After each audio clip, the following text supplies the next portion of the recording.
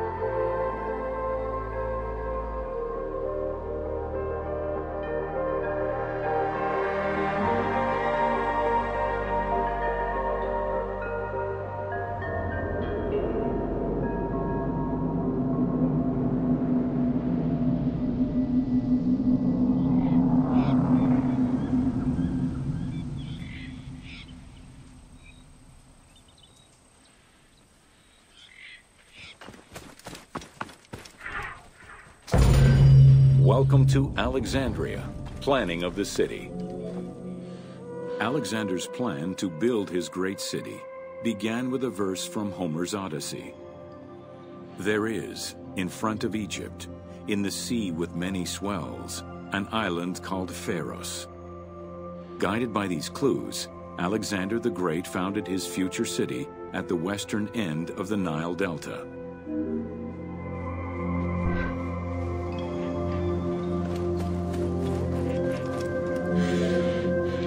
Though Alexander considered this location ideal for his great city, it presented considerable challenges.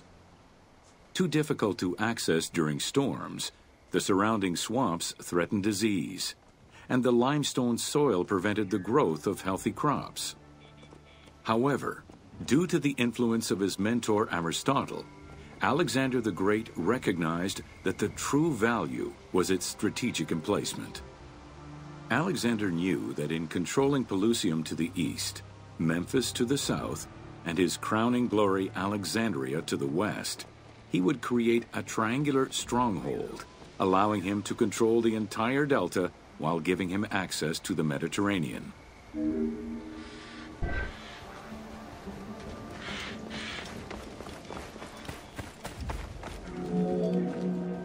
The Great Walls of Alexandria had a humble beginning.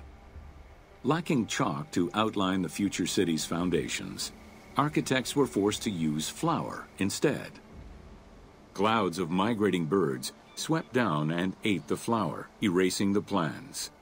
This prompted Alexander to seek guidance from the oracles, who reassured him that his future city was destined to feed a large population.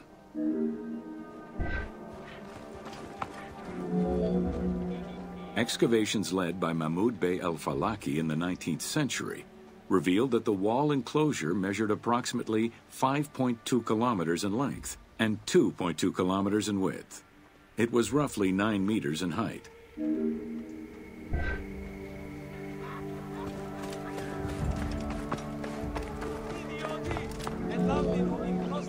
These formidable ancient walls would resist a number of attacks, including fending off the king of Syria in 169 BCE. It wasn't until 295 CE that they eventually fell to Roman Emperor Diocletian, and this only after 8 months of relentless assault.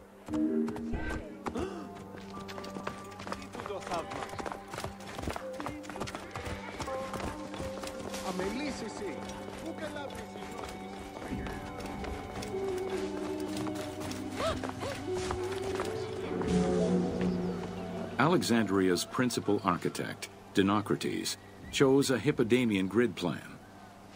The grid maximized functionality, with wide, straight roads and canals running beneath them. Alexander recognized the military value of the city's design. The wide, parallel streets gave him optimal surveillance of the city, while allowing the unobstructed flow of troops.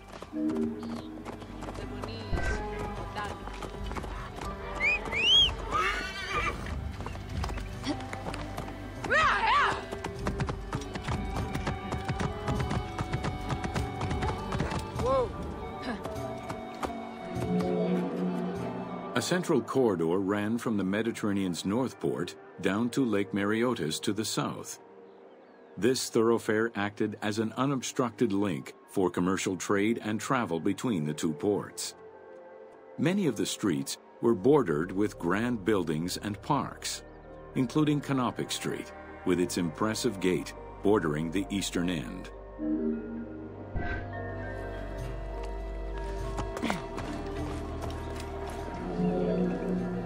Alexandria was most likely built upon an already existing Egyptian village. Upon its completion, the Egyptians reviled the city, refusing to call it by its founder's name. Instead, they called it Raked, the building, as a mark of disdain, which was later Hellenized into Rakotis. Despite this, the name Alexandria would remain.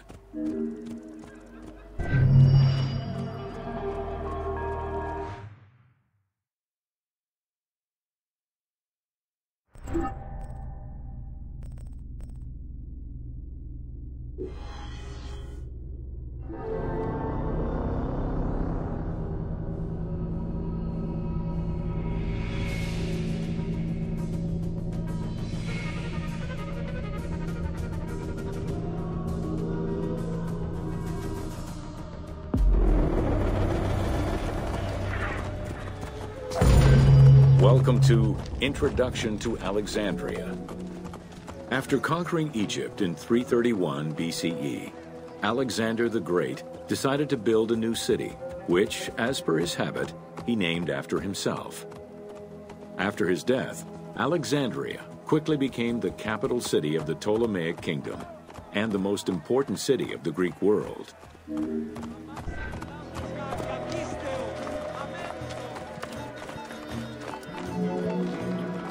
The city was built between the Mediterranean Sea and Lake Mareotis, which resulted in Alexandria becoming a crucial cultural hub and trading center.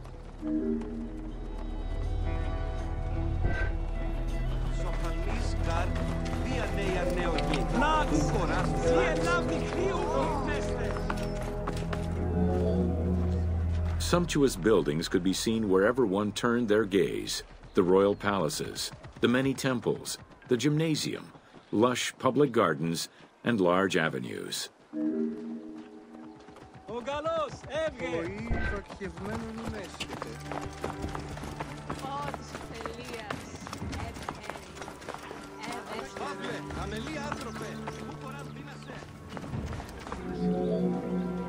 With its incomparable beauty and advantageous geographic location, Alexandria attracted foreigners, intellectuals, and traders. One of the most cosmopolitan cities of the ancient world, Alexandria supplanted even Athens as the most important Greek city in history.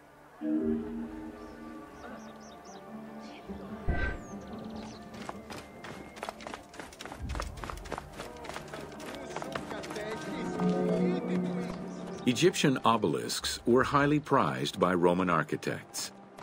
While Roman design previously favored the use of a single monument, Egyptian obelisks tended to come in pairs and were generally located at the entrance of temples. Several ancient Egyptian obelisks are still in existence today, though many are spread out across the world in locations such as Paris, Rome, New York, and London. All of this shows that Alexandria was significantly influenced by the rich past of Egypt.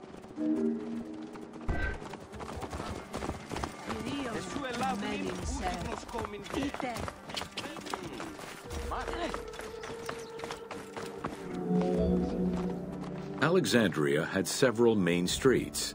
Its most famous artery was the Canopic Way. It was lined with sumptuous buildings, houses, and temples, and was roughly 8 kilometers in length.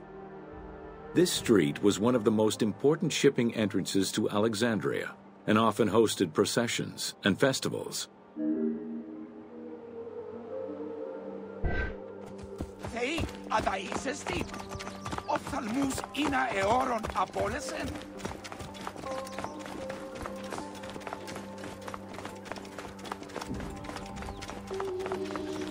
Διαμελίας,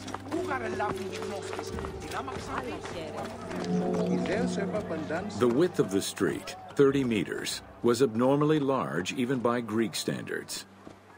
This is likely because the Canopic Way was made in a short span of time and based on an urban plan, as opposed to being slowly built over time, as was usual for the era.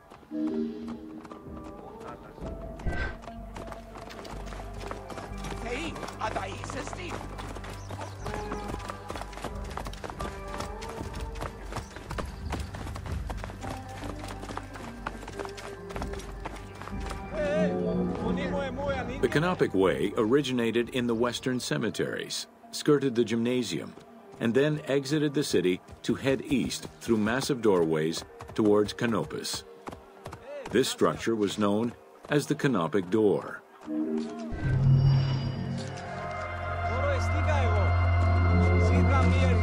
The Canopic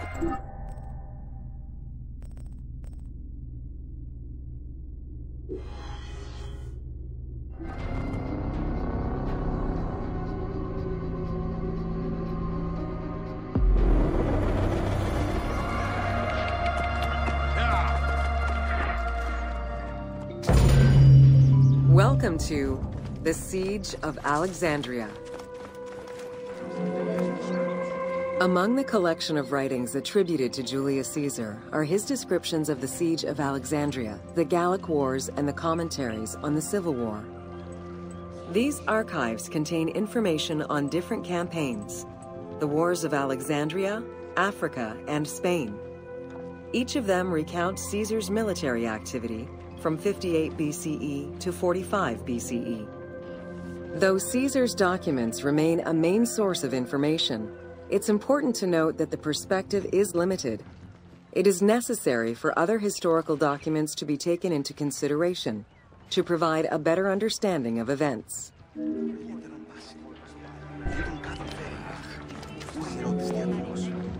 The Siege of Alexandria closely relays the events of the Civil War that led up to the event and describes how Caesar was besieged in the palace of the Ptolemies. Other ancient authors have left equally valuable and sometimes contradictory information.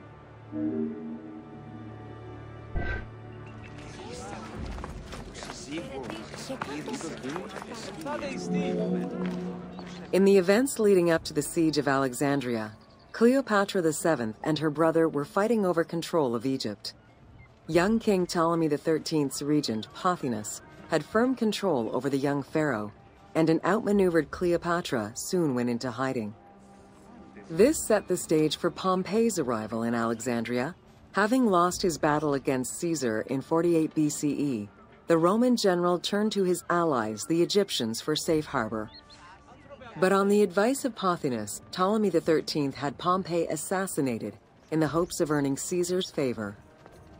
This would turn out to be a most unfortunate decision.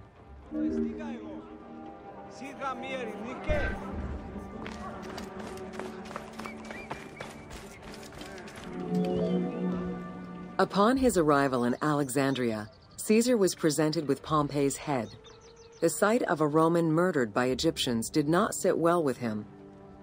Caesar made his displeasure clear, ordering the return of Cleopatra, and for the siblings to resolve their differences and resume their co-rule of Egypt, as per the will of their father. Neither Pothinus nor Ptolemy XIII wished to accede to this demand. While doing his best to aggravate Caesar, Pothinus secretly plotted against the Roman ruler and sent word for Egyptian general Achilles to bring his 20,000 men to fight on his behalf. While Pothinus plotted against Caesar, Cleopatra made a bold move.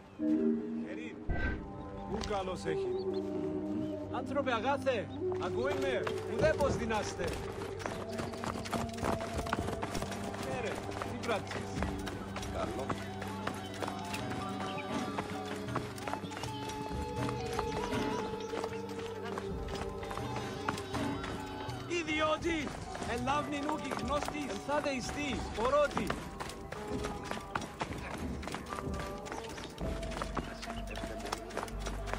Ναξ, σι ελάβνη κρύου γιγνέστε.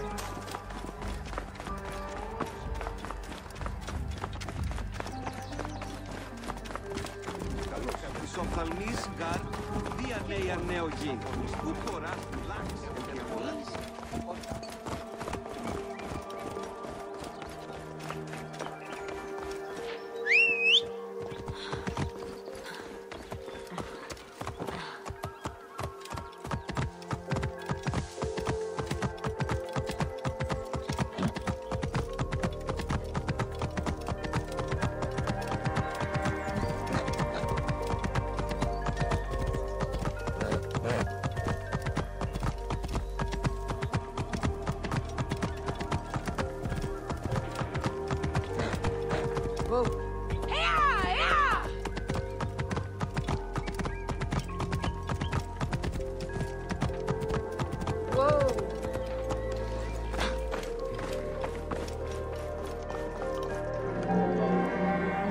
There are various descriptions of the encounter between Caesar and Cleopatra.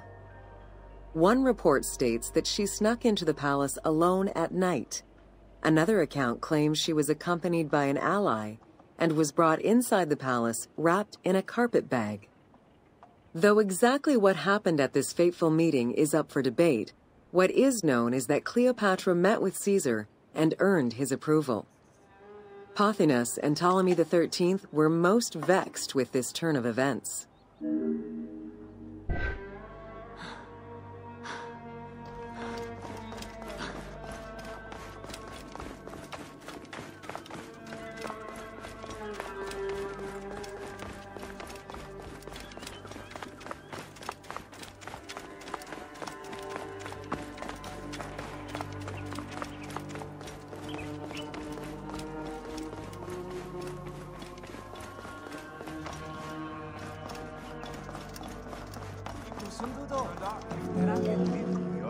With Cleopatra finally present, Caesar chose to act as mediator between the siblings in the hopes of a peaceful resolution. It did not take long for things to sour. During a banquet given to celebrate the reconciliation, there was an assassination attempt on Caesar. It was the Roman leader's own barber who thwarted the attack. Once it was revealed that the king's regent, Pothinus, had ordered the attack, Caesar had him executed. He then placed the young king under guard.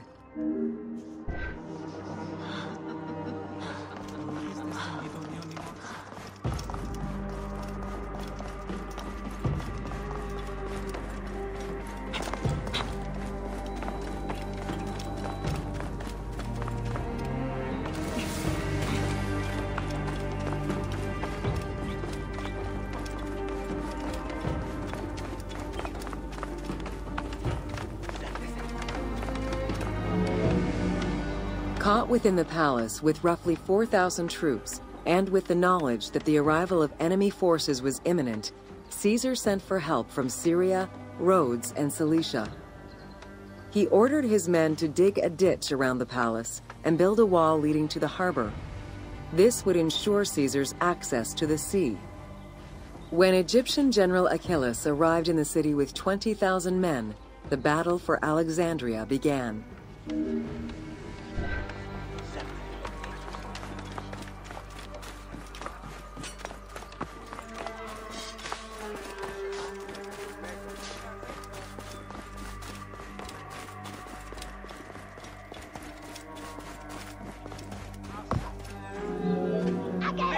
With so few men at his disposal, Caesar could not risk a battle just yet. He sent ambassadors to Achilles in the name of Ptolemy to propose a truce. Knowing that the orders did not come from the young king, and angered by the pharaoh's imprisonment, Achilles had the messengers assassinated. With Caesar confined within the palace, Achilles positioned his troops around the city. Skirmishes broke out throughout the streets of Alexandria and went on for several days and nights. Though they were outnumbered, Caesar's men were able to hold the enemy back. This prompted Achilles' next move: capture the Roman fleet stationed in the harbor.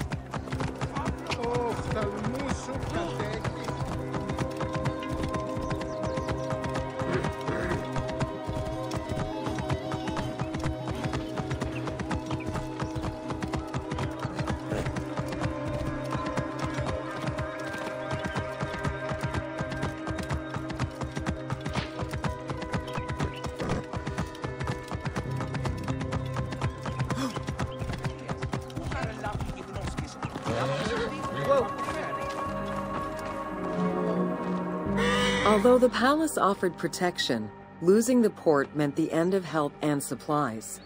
Caesar knew he had to protect the fleet. While he and his troops succeeded in regaining control of the port, he knew it would be impossible to sustain. Caesar ordered the burning of the ships. With passage back to the palace closed off, he headed for the Lighthouse of Alexandria.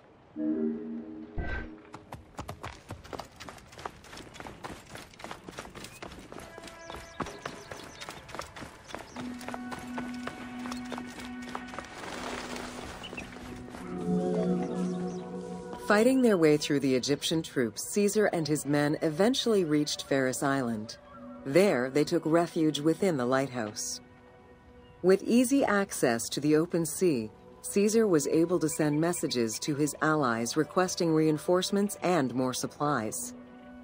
The island fort also allowed him to control access to the harbor by relying on the chains used by the Egyptians to control ship traffic to and from Alexandria's docks.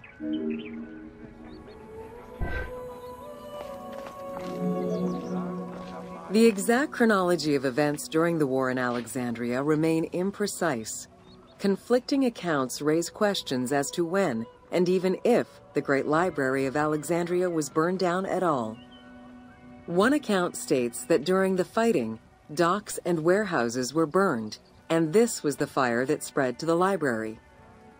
In another account, when Achilles cut off the harbor, Caesar had to leave the safety of the palace to defend his ships.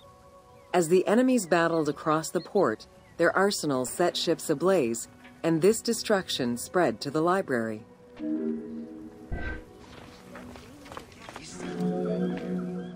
In either case, the Great Library was not completely destroyed. Experts point out that its location was too far from the harbor, and much later texts refer to the Great Library as being intact. Warehouses near the harbor contained manuscript copies awaiting export, and it is more likely that these documents were destroyed than the Great Library itself.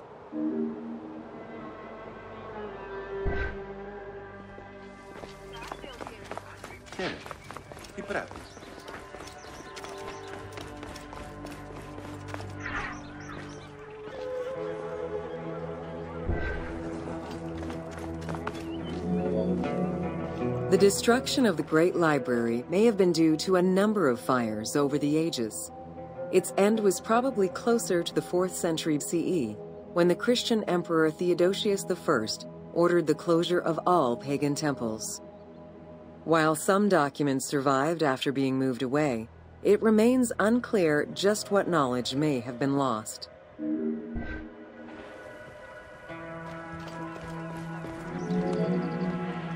Where there are accounts of Achilles being in control of the battle against Caesar, it appears that instead Cleopatra's sister, siding with her brother, had him killed and put her ally Ganymedes in his place.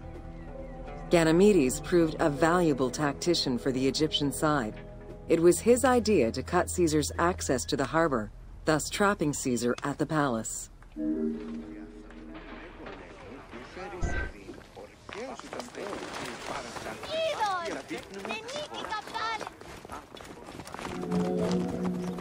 During the time of Ptolemy I, canals had been dug throughout Alexandria to provide fresh water. Ganymedes had his men take control of these canals. After isolating their own water supply, he had his men pour salt water into the canals and cisterns that led to Caesar's camp.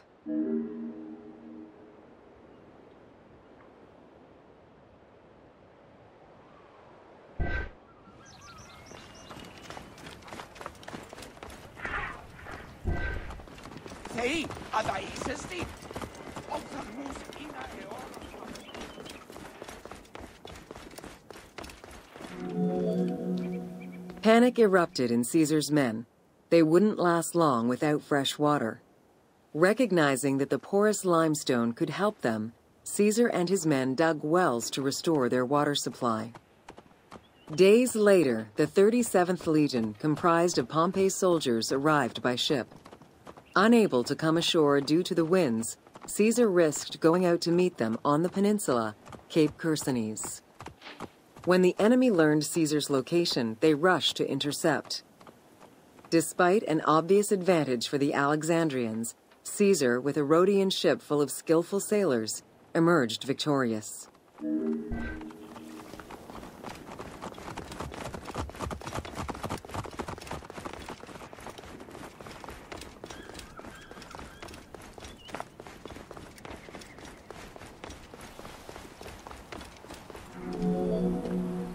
With help from the Allied ships, Caesar's victory enabled him to push the Egyptians back and secure the lighthouse.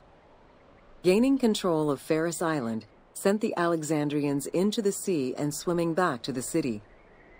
However, Caesar's fortification of the island didn't last long. The enemy regrouped and were set to storm the island. Panic-stricken, in spite of Caesar's encouragement, many of his men then fled their posts, either by ship or jumping into the sea.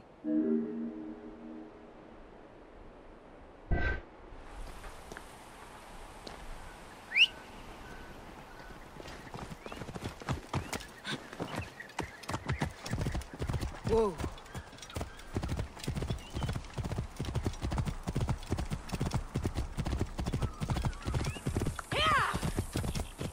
Whoa. Πότε διδάσκεσαι Ελλάδη? Caesar attempted to retreat, but Port Eunostos' harbor was overrun with enemy ships, preventing escape.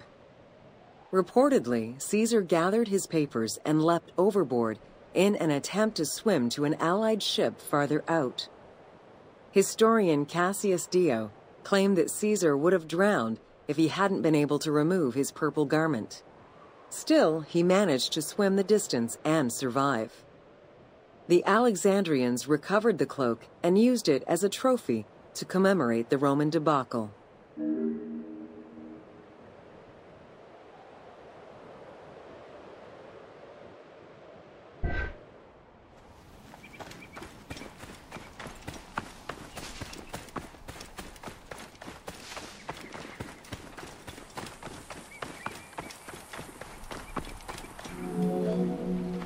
Unhappy with Ganymedes and wanting their king restored, the Alexandrians approached Caesar with a compromise.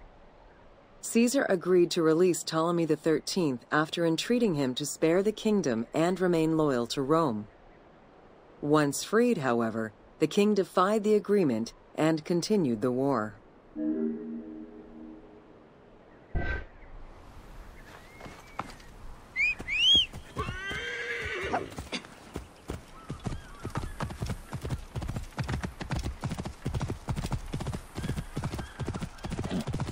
Whoa. By this time, a faithful ally of Caesar's, Mithridates, arrived in Egypt, clashing with Ptolemy's troops at Pelusium. Outnumbering the enemy, Mithridates secured the region between Pelusium and Alexandria. Ptolemy, warned of Caesar's ally marching on Alexandria, sent his troops to prevent passage over the river.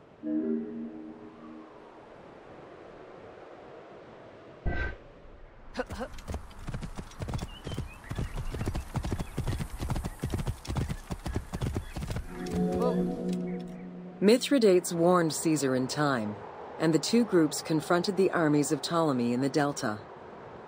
In the Battle of the Nile, the Romans gained the upper hand, sending the Egyptians fleeing. In the tumult and panic, King Ptolemy XIII drowned in the Nile.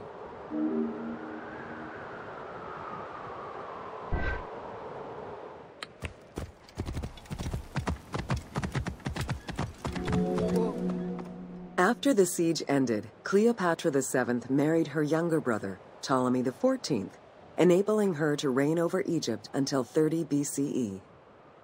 Under her rule, Alexandria settled into its position within the Roman Empire, and eventually surpassed Athens as one of the most important cities in the Roman Empire. Julius Caesar remained in Egypt for a short time. He and Cleopatra would later have a son named Caesarion.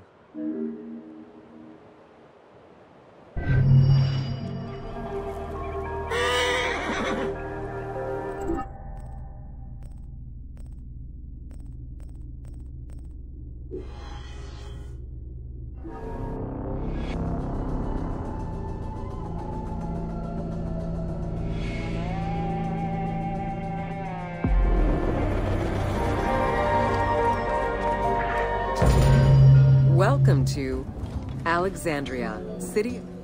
Like most Greek cities, Alexandria offered multiple forms of entertainment. Most were related to cults, religious practices, and the festivities surrounding those practices. Among those festivities, the most important ones were the dynastic celebrations, instituted in honor of the deified Ptolemaic kings and queens. These celebrations could go on for many days and included sacrifices, offerings, processions, and public banquets.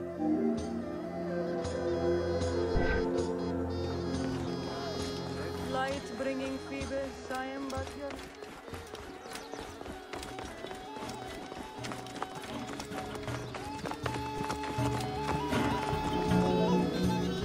Games and competitions were organized whenever possible in locations such as the stadium, the Hippodrome, and the gymnasium.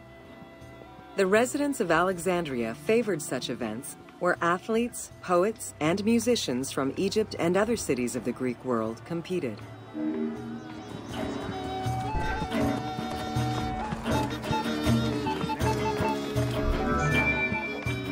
Like all good Greek cities, Alexandria had a theater. The architecture of this structure is Roman in style. This is because the team duplicated a theater from Cyrene. Roman theaters were usually semicircular and built from scratch on a flat area with structures designed to enhance oration. Greek theaters were more oblong in shape, similar to a horseshoe, and favored the slopes of natural hills to support their acoustics.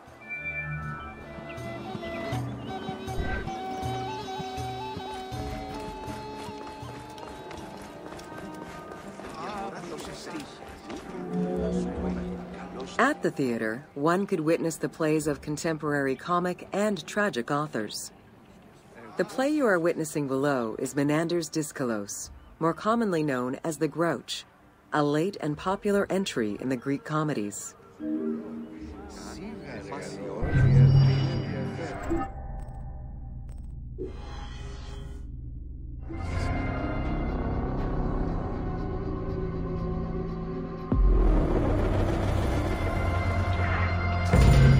Welcome to Education in Alexandria. The education of young Alexandrians did not differ from the one generally dispensed elsewhere in ancient Greece. At the age of 7, the child was taken in charge by a tutor, who then became responsible for instilling an elementary education as well as good moral principles.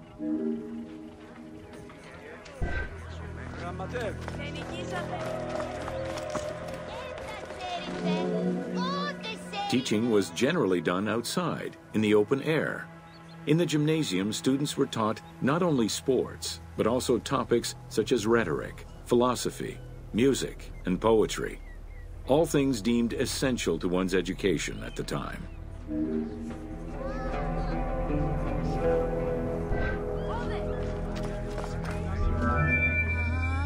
Here, both girls and boys are shown attending a class given by one of the rhetoricians of the era.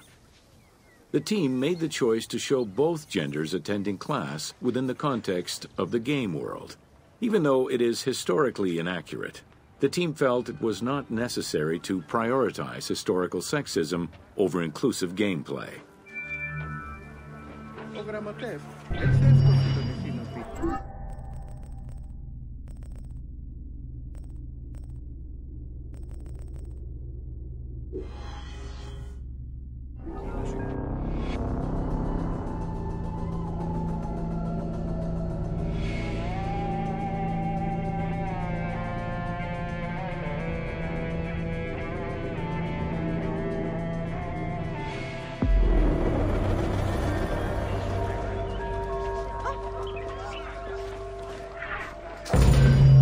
Welcome to Alexandria, a commercial hub. The ports of Alexandria were a major commercial hub, effectively connecting Egypt with the Mediterranean regions and beyond. A tremendous amount of materials and goods flowed through the city on a daily basis. The large port market was called the Emporion. It was there that merchandise was traded by the ship owners, called nakliros.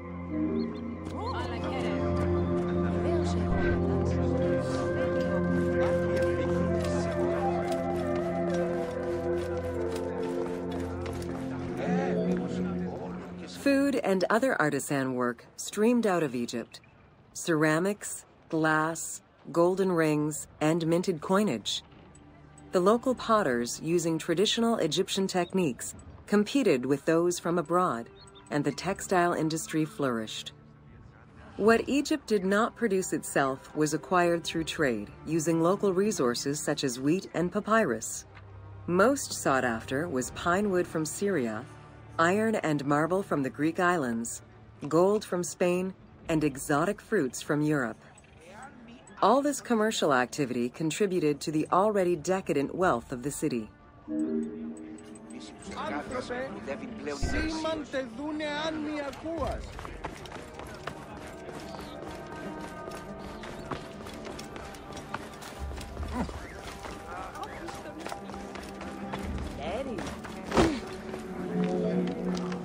The wood imported to Port Mareotis through Alexandria's seaward ports was used in the nearby shipyards, where most of Egypt's ships were built.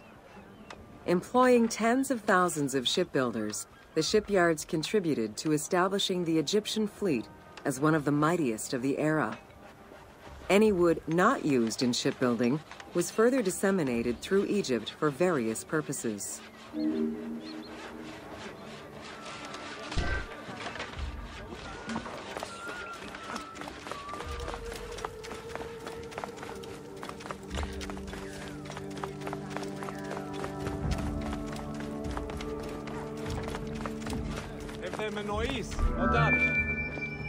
The southern port of Lake Mareotis was the biggest in Alexandria. Save for a branch angling westward, the lake's size in the Ptolemaic era was roughly 40 to 50 kilometers from north to south. Its waters were maintained by a steady runoff from the Nile. In addition to the lake, a man-made canal was created to assist in the transfer of goods from the city to the port using barges, though it is not represented in the game due to its size.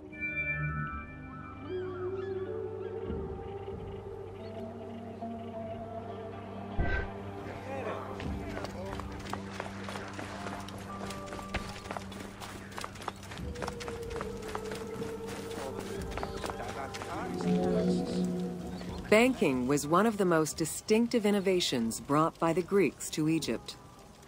The centerpiece of Alexandria's wealth was the royal systematization of taxes on almost everything. Basic items such as salt, oil, beer, wheat, and linen were heavily taxed. As a result, the royal treasury of Alexandria was able to ensure the economic stability of most of the administrative areas of Egypt.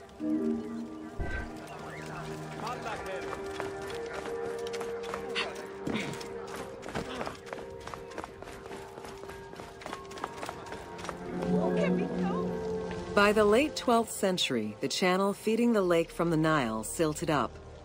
Lake Mareotis lost its connection to the Mediterranean, as well as most of its water, as the lake slowly evaporated to a fraction of its former size. In modern times, Lake Mareotis is being kept alive through irrigation. However, only about 17% of its original size remains.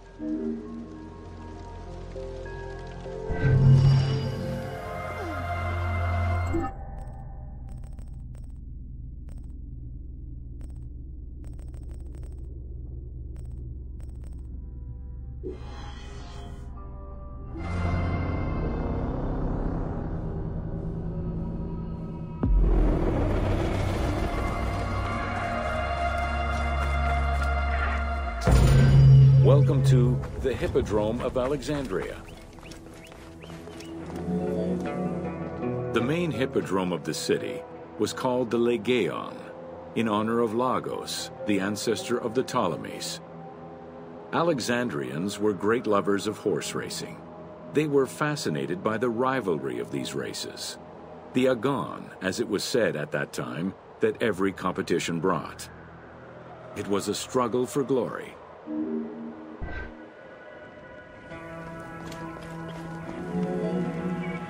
The most important chariot race was the Tethrapon.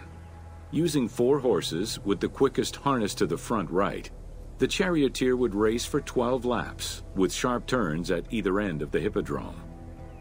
The victors were crowned with garlands of olive and received prize money, but the most sought-after reward was to be acclaimed by the works of poets, such as Callimachus and Pindar.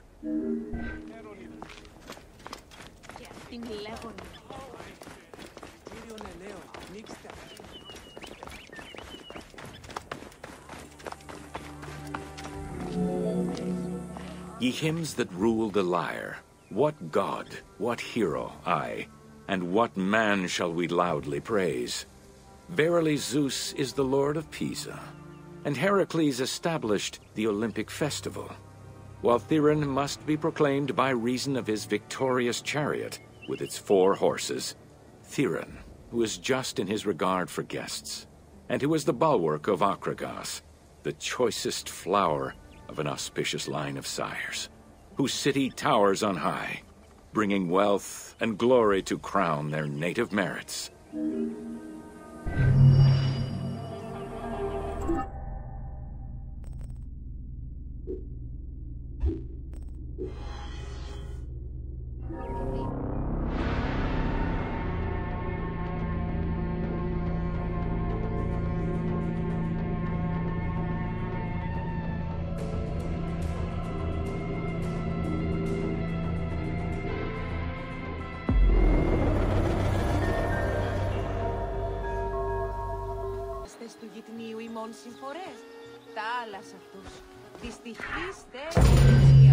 Welcome to the Panean. The Panean was a temple built in honor of the god Pan, divinity of nature. This Greek god, often represented as a half-man, half-goat, with a beard, horns, and goat's hooves, was considered the protector of shepherds and herds.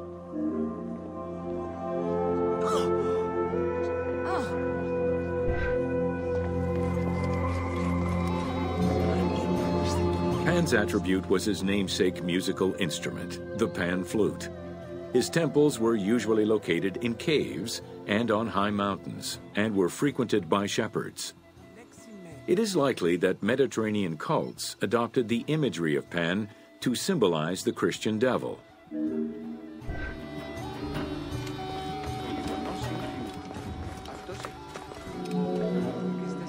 To give proper honor to the god, Alexandrians built an artificial hill upon which they housed his temple to compensate for the flat relief of the city.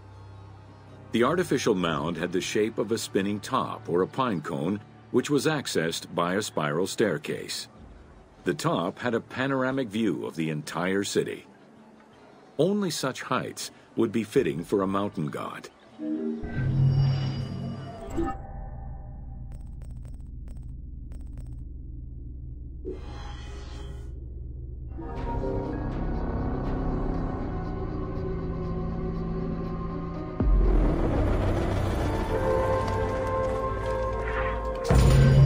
Welcome to the Islands of Pharis. The Hepta Stadion was a bridge-like causeway connecting the island of Pharis to mainland Alexandria. Its name is based on the Greek terms of measurement, hepta, meaning 7, and stadion, which is a measure of length of roughly 180 meters.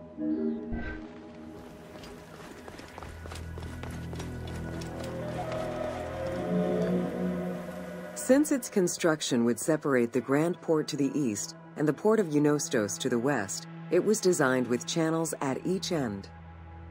These openings allowed passage from one port to the other.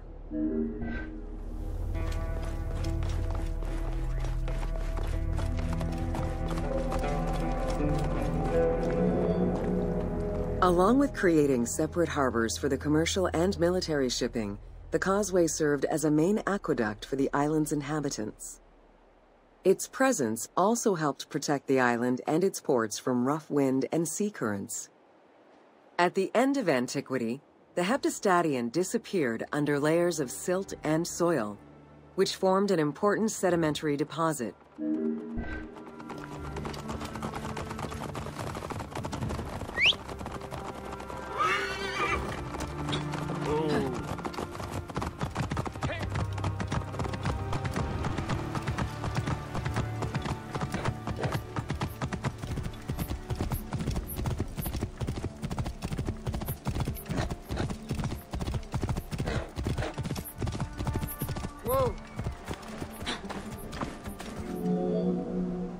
While the Serapeum was the most celebrated of the temples in Alexandria, many other temples were built within the city. Most of these structures have been completely erased over time, and there is no way to discern how many existed. However, research of ancient papyri offered tantalizing hints as to the possible location of at least some of the temples.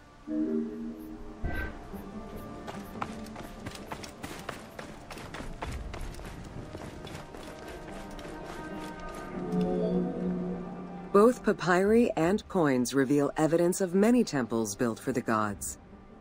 Poseidon, the god of the sea, likely had an edifice in his honor west of this island, as well as on the mainland. This temple next to you is dedicated to Isis Feria, the divine protector of the lighthouse. This location hosted annual celebrations in the month of April, known as the Circumference, in connection to the lighthouse. In her incarnation as Isis Fortuna, the goddess carries a rudder and a cornucopia, both symbols of good luck for navigators.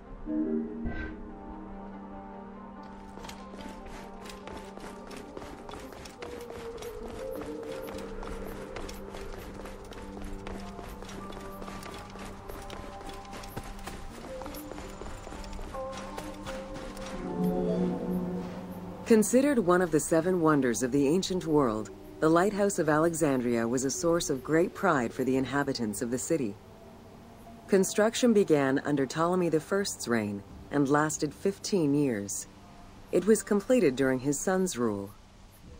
Once completed, the lighthouse was dedicated to the gods for the salvation of those who sail the sea.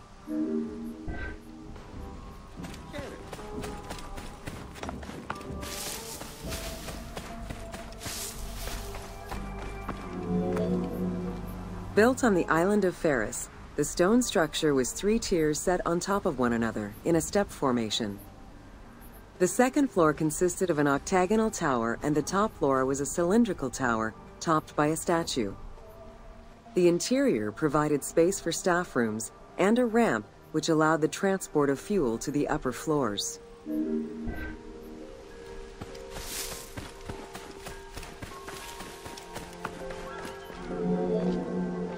Essential to safe navigation through the rifts and shallow waters, the Pharos was a functioning lighthouse with a beam reportedly visible 50 kilometers away. It's unclear what kind of fuel was used or how much. Any other details of how the light worked remain a mystery.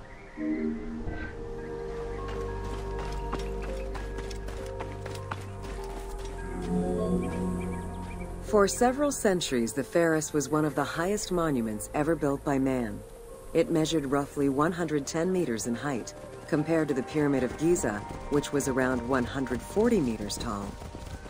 Gradually, the structure was eroded by earthquakes and then completely destroyed in 1480 CE, when a fort was built over it. Archaeological excavations on the seabed have uncovered many blocks from the ancient building.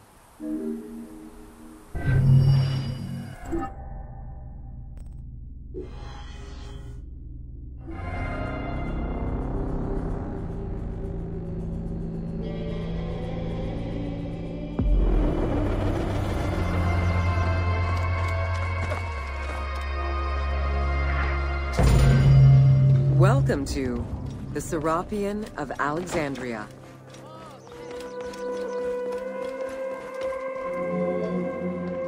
In a city of numerous magnificent attractions, the Circumference was considered to be the most beautiful temple of Alexandria. Located southwest of the city on a small hill known as the Acropolis, the sanctuary was constructed during the reign of Ptolemy III, upon foundations which had existed since the reign of Ptolemy I Soter.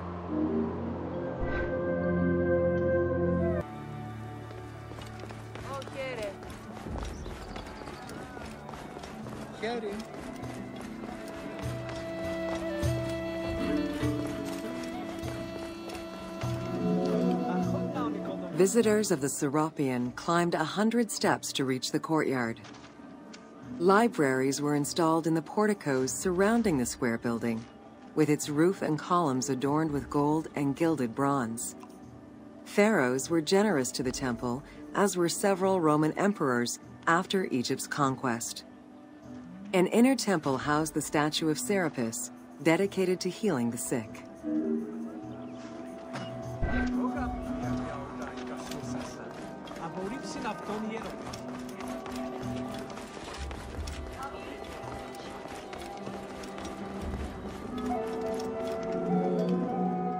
Since the 26th dynasty, Greeks in Egypt had gradually integrated the Egyptian cult of the Apis bull to their own rituals. With the establishment of the Ptolemaic dynasty, the cult of Apis was further integrated into Greek religion. During his rule, Ptolemy I chose to merge Egyptian and Hellenic gods into a syncretic divinity named Serapis. This name was the result of the amalgamation of Osiris and Apis. With this new deity, the Ptolemaic dynasty managed to accommodate similar belief sets for two different cultures, bringing about a new dynastic cult.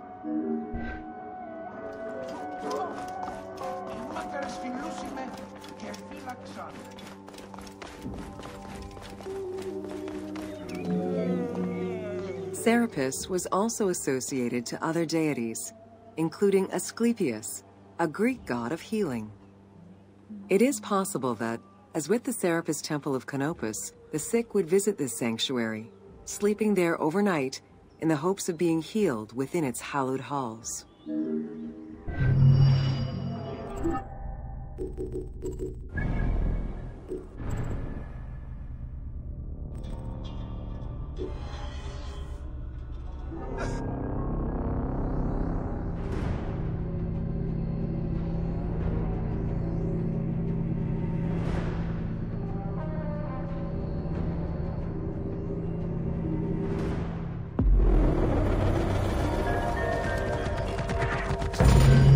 Welcome to the Museion of Alexandria.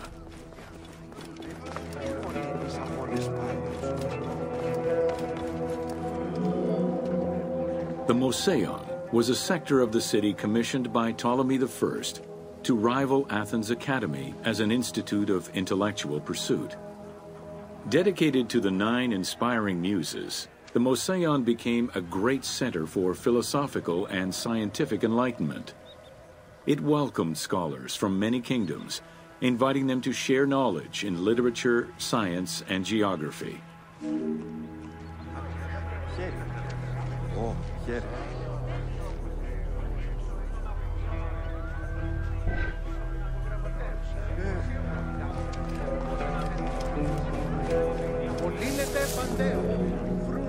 The Museion was designed so that its buildings and grounds would accommodate free thinking, debate, and presentation. Meeting spaces and theaters surrounded a main courtyard. Expansive gardens were filled with exotic plants that aided in the study and supply of herbs and medicines. A zoo offered the study of animal behavior and physiology. Also among the Museion's many star attractions was its astronomical observatory.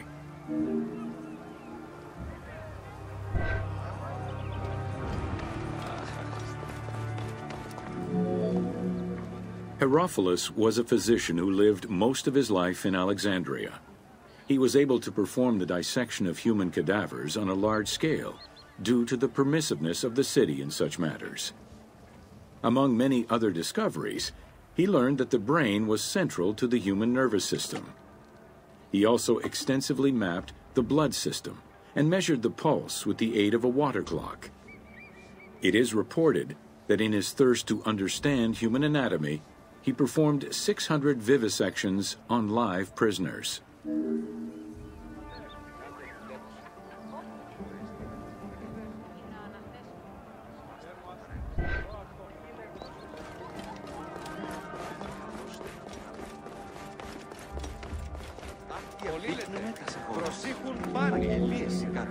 In order to be free to pursue their research, scholars were fed and housed at the Museion at the government's expense.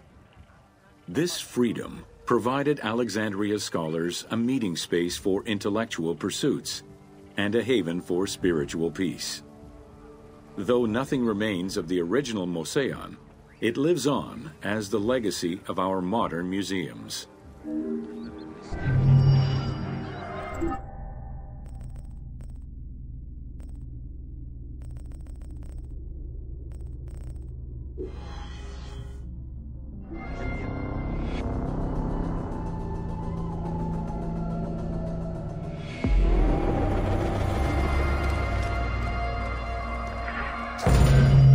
Welcome to the Great Library of Alexandria.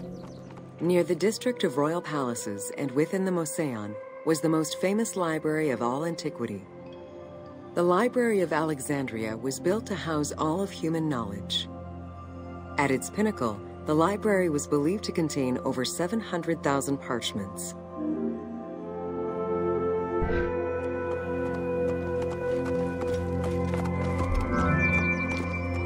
Throughout the centuries, fires and wars between Christianity and paganism destroyed the library, leaving nothing behind. The loss of the building, and more importantly, its vast collection, is immeasurable. As no descriptions are available, the team's rendition of the Library of Alexandria was inspired by the visuals of the Library of Chalcis at Ephesus.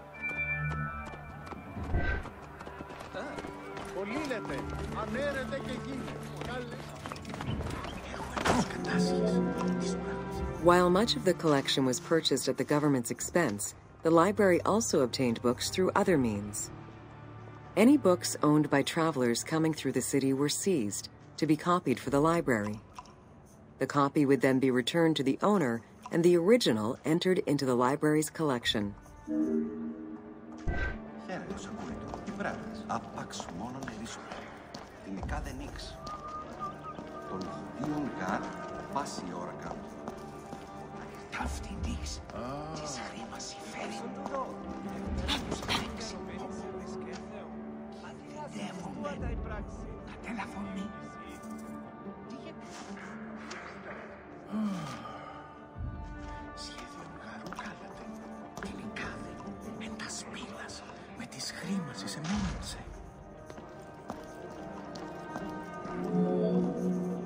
Alexandria offered unrivaled intellectual and cultural attractions. Eminent scholars from Athens, Rhodes, and other Greek centers traveled to the city to learn and engage with other free thinkers. Both the Moseon and the library were at the center of groundbreaking ideas and creative expression.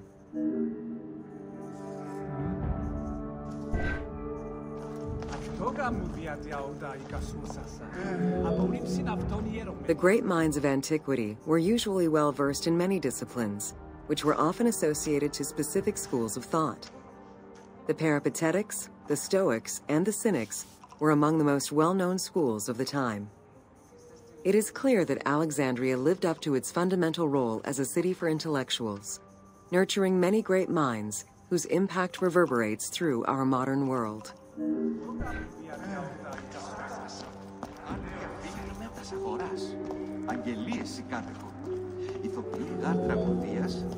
Hypatia of Alexandria was a Greek mathematician, philosopher, astronomer, and inventor. Though born in Greece, she eventually migrated to Alexandria, like many great minds of the time. It is there that she became the head of the Neoplatonist school of Alexandria. From most accounts, she was highly respected by her fellow Alexandrians, both as a teacher and a philosopher. With her death, the age of great ancient scientific discoveries came to an end.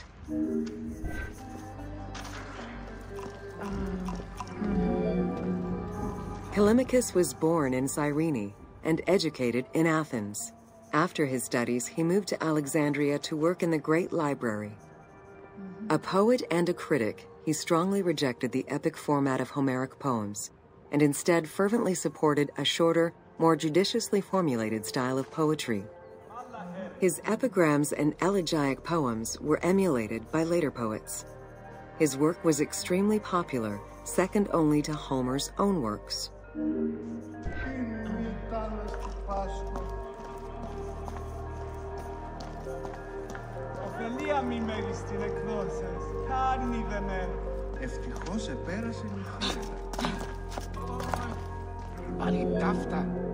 It was in Alexandria that mathematician Euclid, the father of geometry, wrote the Elements, laying out the foundational work of what would become modern algebra and number theory.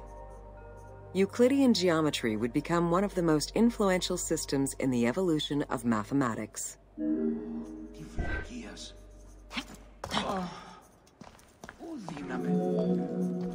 How do you calculate the circumference of the Earth? With a camel, 2 sticks, and shadows cast by the sun. This is what Eratosthenes of Cyrene described in his principal work, Geography, while he was director of the Great Library of Alexandria. He is credited for the invention of the armillary spear around 250 BCE.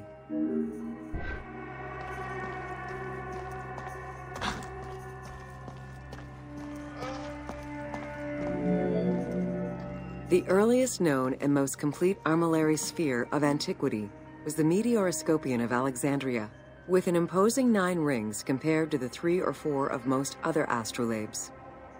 Known as the zodiac krikatoi amongst the Greeks, the Meteoroscopion was used to determine the location of celestial bodies around the Earth. Every self-respecting astronomer of antiquity would have sought to use this tool to better understand the celestial movements.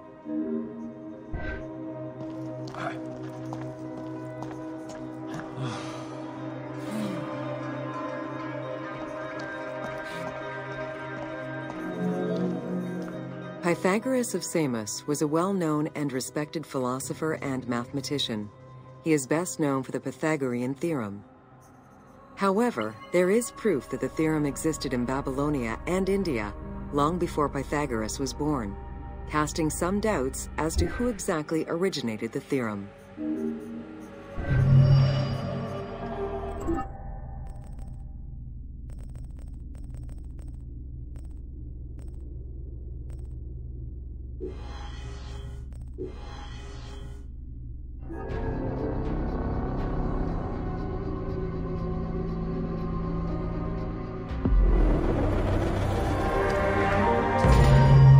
Welcome to the Greek Pharaohs.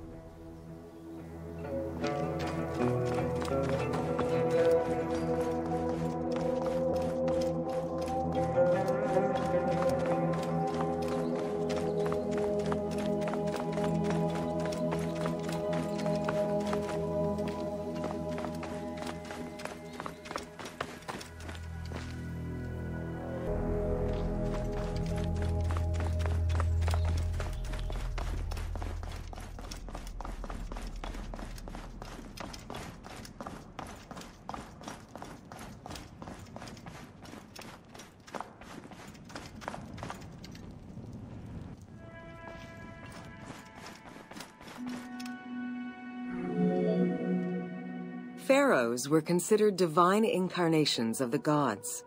As an avatar of the gods living on Earth, the pharaoh's role was to preserve fundamental values and universal harmony by removing chaos, Isfet, and ensure that justice, Mot, prevailed. The pharaoh, by divine ancestry and through multiple offerings, was the bond that unites the world of men to the world of the gods and allows the maintenance of the cosmic order.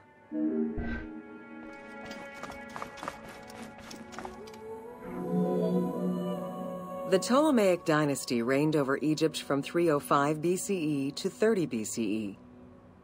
The dynasty was called the Ptolemies of the Lagids, in recognition of the founder of the dynasty, Ptolemy Lagos, a Greek general and close friend of Alexander the Great. While Macedonian, Ptolemy Lagos understood that to be accepted by the Egyptian people, he would have to adopt their traditions. Upon assuming the title of pharaoh, he changed his name to Ptolemy I Soter, meaning savior.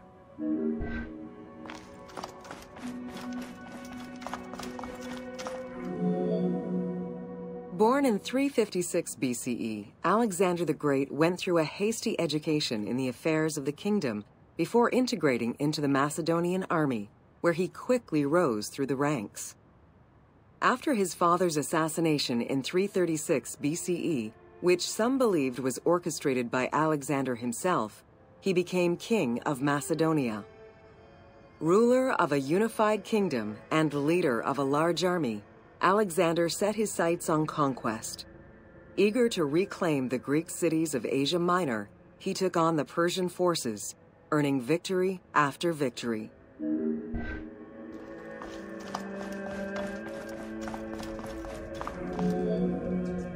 Ever victorious, Alexander the Great marched on, laying siege to city after city until he reached Egypt, where the Persians were defeated yet again.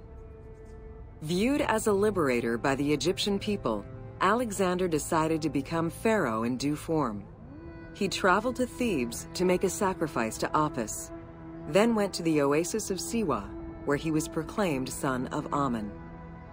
Officially pharaoh of Egypt, Alexander spent much of the winter there and founded the city of Alexandria. Perhaps not coincidentally, being pharaoh allowed Alexander to spread propaganda to prepare further conquests. He resumed his military campaigns in 331 BCE.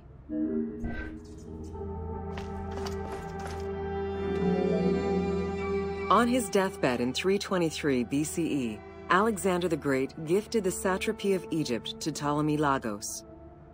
Perfectly aware of the value of Egypt, Ptolemy ensured not only the stability of the country's borders, but also its economic and military development. At the same time, he worked with the Egyptian elite to maintain the internal order of the country. By 305 BCE, Ptolemy, well respected both in Egypt and in the Mediterranean, was at the head of the largest fleet of the Hellenistic world. Ptolemy officially took the title of Pharaoh of Egypt in January 304 BCE, on the anniversary of Alexander the Great's death.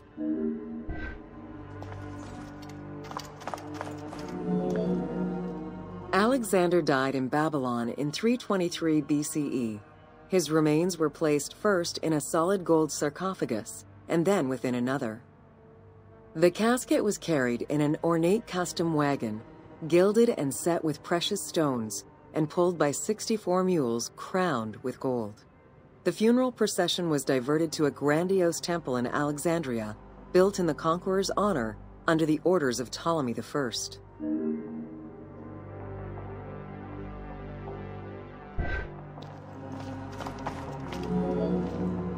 Julius Caesar visited Alexander's tomb at the capture of Alexandria, and the Roman Emperor Augustus reportedly placed flowers there. However, though many powerful leaders claim to have visited it, the tomb's location has gone missing from history. Some accounts do state that the golden coffin was replaced by a glass sarcophagus, probably by Ptolemy X.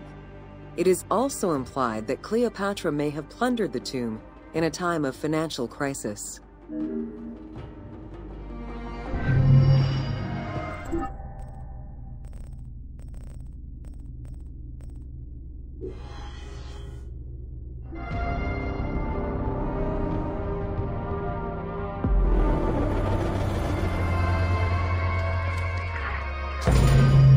Welcome to Cleopatra, Queen of Egypt.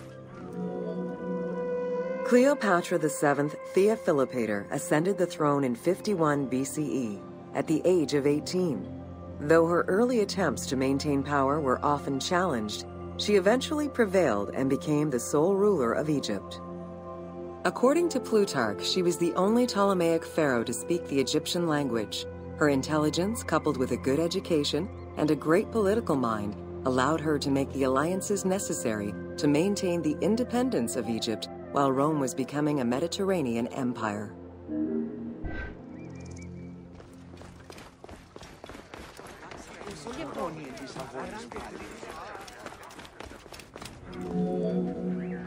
It is important to understand that Cleopatra's knowledge of Egyptian language and keen understanding of the culture allowed her to make powerful ideological reference that resonated with ancient Egyptians.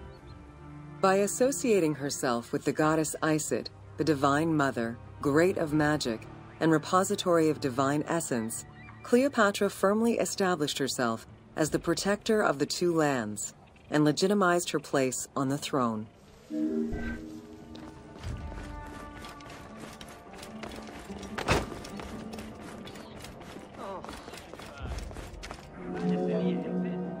Upon his death in 51 BCE, Ptolemy XII Aulus bequeathed his kingdom to his daughter and eldest son, Cleopatra VII and Ptolemy XIII. As was custom, the siblings were married. The new pharaoh was 10 years old, his sister wife 17. The early years of their reign were not easy. Between 50 and 48 BCE, droughts and floods aggravated Egypt's problems. General Achilles and the royal advisor Pothinos kept intervening in the young ruler's political decisions, and eventually colluded to turn Ptolemy XIII against Cleopatra. By 48 BCE, Cleopatra was in exile.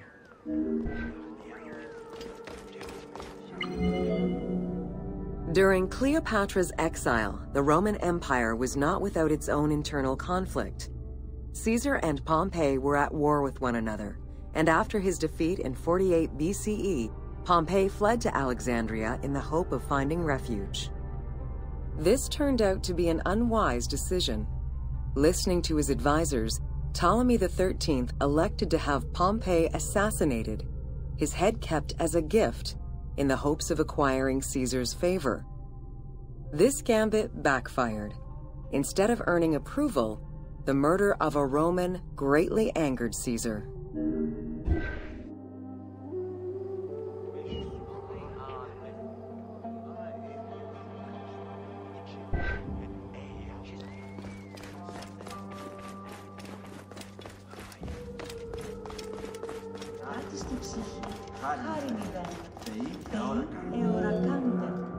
Cleopatra, aware of Caesar's anger against Ptolemy for the murder of Pompey, decided to take advantage of the situation.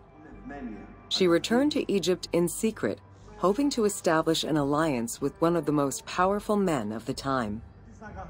Outside of the legend, where she had herself smuggled into his quarters in a carpet, what exactly happened during that fateful meeting remains a mystery. However, Caesar seemed to see a better ruler for Egypt in Cleopatra than in her young and too easily influenced brother. Invoking Ptolemy XII's will, Caesar attempted to mediate peace between the siblings.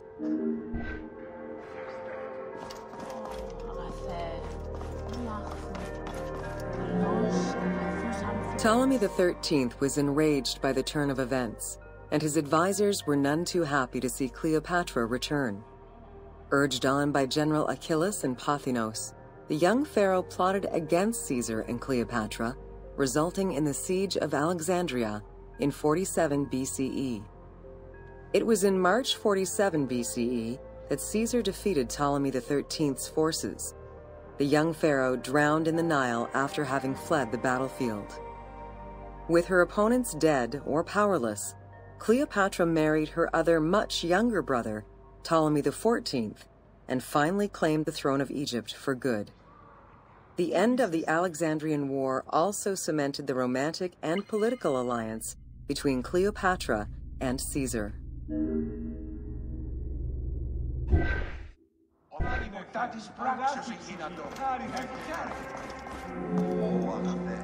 In June of 47 BCE, Cleopatra gave birth to a son, whom she called Caesarion. Caesar did not accept the boy as his heir, choosing instead his nephew Octavian. Nonetheless, on his return to Rome, Caesar invited the queen and her brother husband to stay in the city. Her presence still drew much disapproval from the Senate. Always a strategist, Caesar left 4 legions in Egypt, and a man he trusted to direct Egyptian affairs, giving him control of the wheat supplies essential to Rome. Cleopatra and her entourage remained in Rome until March 44 BCE, when Caesar was murdered.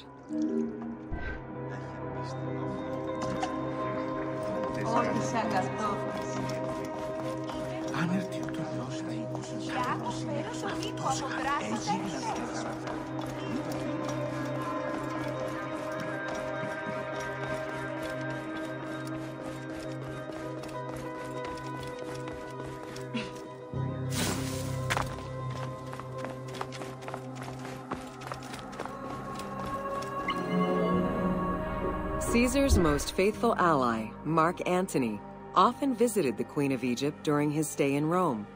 Unlike most, he recognized the legitimacy of Caesarion, the natural son of Caesar. Antony knew he would need the riches of Egypt in order to fight Octavian and claim the Roman Empire. Cleopatra, in return, saw a powerful ally. In the winter of 41 BCE, she arranged a sumptuous tour of Egypt by boat. to show Antony the wealth of her country and the power she held as its ruler. A romantic and political relationship followed. The Roman Senate was once again most displeased. To calm spirits in Rome, Antony married Octavia, sister of Octavian.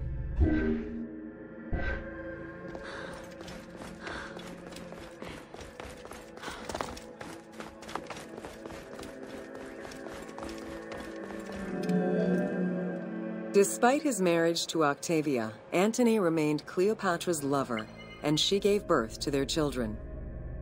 Cleopatra increased her kingdom's territory and started a political propaganda alongside her lover in Egypt and beyond. She hoped to create a Ptolemaic federal empire with Alexandria at its center. Antony eventually repudiated his Roman wife for the Egyptian queen, much to the dismay of the Roman elite. However, while Mark Antony focused on Egypt, Octavian carefully gained military and political ascendancy over him in Rome.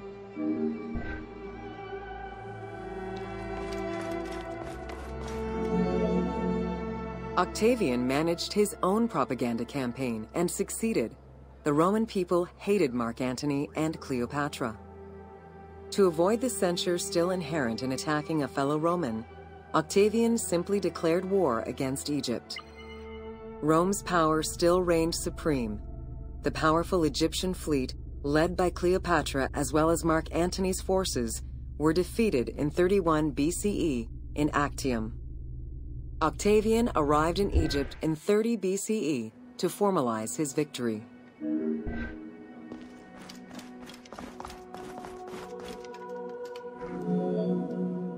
The following events remain difficult to confirm due to the many versions and legends around them. It is believed that after hearing a rumor about Cleopatra's suicide, Mark Antony committed suicide himself. He was brought to the queen as he slowly passed away. Knowing that Octavian would have her chained and paraded through Rome in defeat, Cleopatra planned her own suicide. She most likely killed herself with arsenic, though admittedly, the version where she uses an asp to deliver a fatal bite may be considered more dramatic. What happened to the body of Cleopatra is still a mystery.